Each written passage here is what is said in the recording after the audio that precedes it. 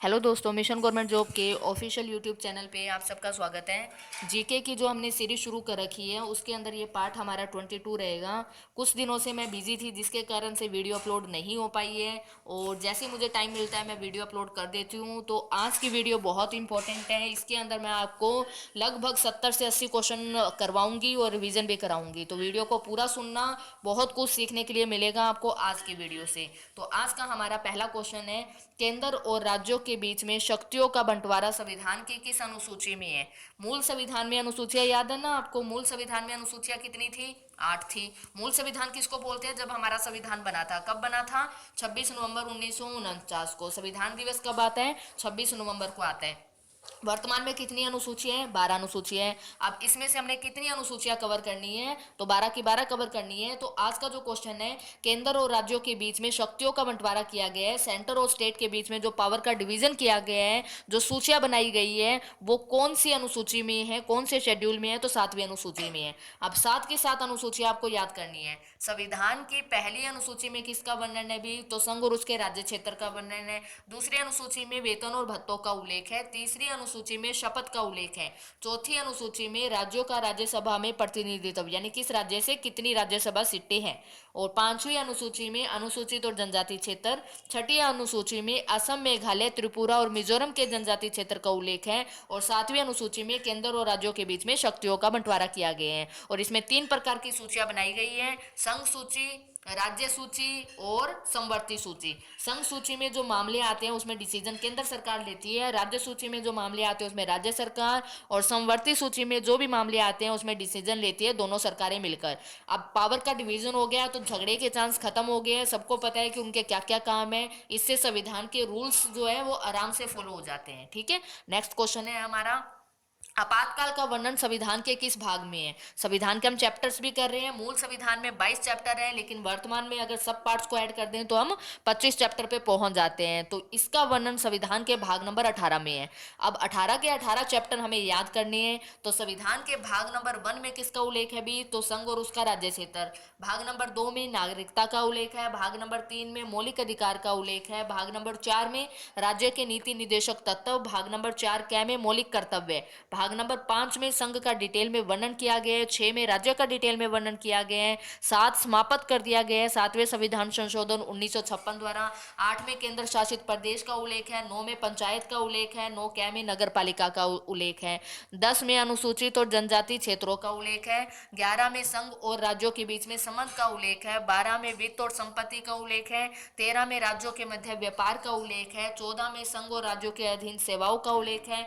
14 कै में अधिकरण का उल्लेख है। 15 में निर्वाचन का उल्लेख है। 16 में कुछ वर्गों के लिए विशेष उपबंध है। 17 में राजभाषा का उल्लेख है। और 18 में आपातकाल का उल्लेख है। आगे समझ में, आपातकाल का प्रावधान हमने कौन से देश से लिया है? आपातकाल समझते हो? देश में कुछ ऐसी सिचुएशन हो जाती है जिसके कारण पावर जो है वो गवर्नमेंट अपने हाथ में ले लेती है। अलग अलग आपातकाल के अलग अलग नियम है। तो आपातकाल का जो प्रावधान है ये हमने किस देश से लिए है? तो वो जर्मनी से लिया है। ठीक है, पहला क्वेश्चन तो ये याद रखना है। जर्मनी की कैपिटल क्या है? जर्मनी की कैपिटल बर्लिन है। जर्मनी की करेंसी क्या है? तो करेंसी यूरो है यहाँ पे। ठीक है, अब देश में कितने प्रकार के आपातकाल का वर्णन है?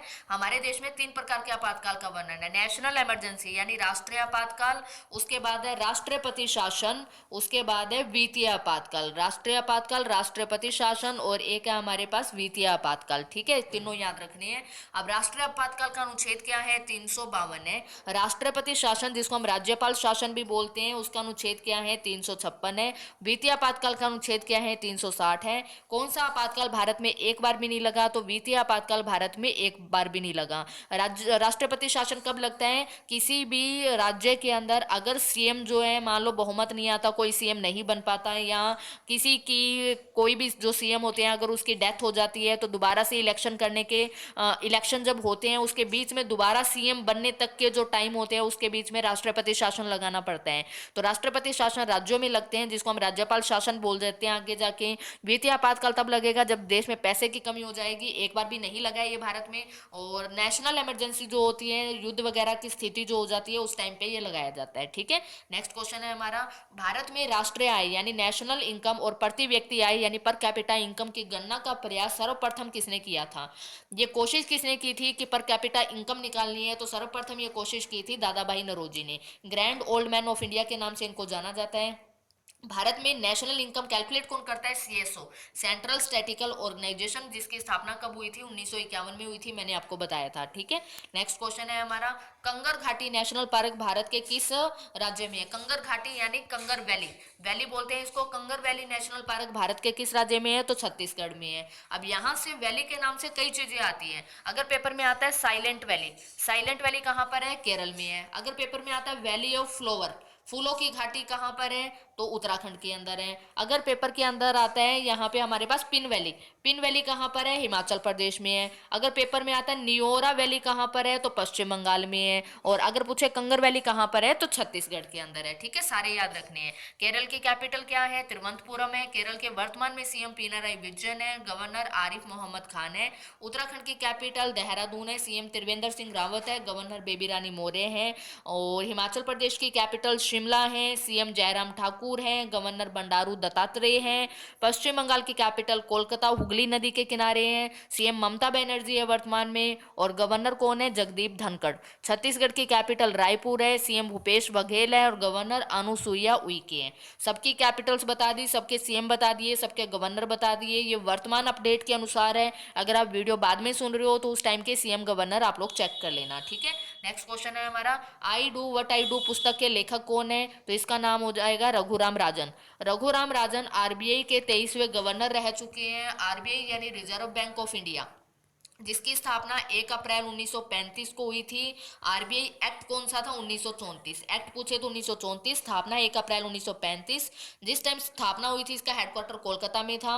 कोलकाता से मुंबई ट्रांसफर हुआ था 1937 में। वर्तमान में भी आरबीआई का हेडक्वार्टर मुंबई में है। बैंकों का बैंक किसे बोलते हैं? आरबीआई को बोलते हैं। आरबीआई के 23वें गवर्नर रघुराम राजन, 24वें गवर्नर उर्जित आर पटेल और 25वें गवर्नर शक्तिकांत दास। ओके, इतने क्वेश्चन आरबीआई से याद रखने हैं। नेक्स्ट क्वेश्चन है हमारा, किस गैस को मार्स गैस भी कहा जाता है? तो किस गैस को बोला जाता है? मीथेन को बोला जाता है। और मीथेन का फॉर्मूला क्या होता है? CH4।